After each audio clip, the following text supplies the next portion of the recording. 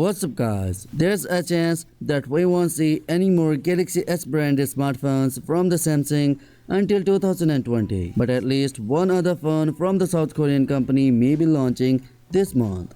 According to the Sam Mobile, Samsung will unveil the Galaxy A51 on December 12th, which Samsung Vietnam hinted at a few days ago. In addition to sharing the specification and the launch date of the Galaxy A51, Sam Mobile also published press renders of the phone. Yeah guys, here we have the official first look of the Samsung Galaxy A51. And yeah guys, it looks amazing. And it appears to be adopting many of the same design changes as the Galaxy S11 series. Not only has the emblematic infinity or hole punch cutout moved to the top center of the display, but the camera array is the same large, rectangular shape we have seen on other leaked Samsung phones as well. Sam Mobile says that the Galaxy A51 will retain the 3D glass build of the latest A series devices, but the physical buttons have moved to the right side of the phone as we expect them to on the Galaxy S11, and there are new pastel color combination, many of which we can see in this leaked render. As for the specifications, Sam Mobile reports that the A51 will feature a 6.5-inch Full HD Plus AMOLED display, Exynos 9611 processor, 4 and 6 gigs of RAM, 64 and 128 gigs of internal storage depending on the variant. There will be an in-display fingerprint sensor too,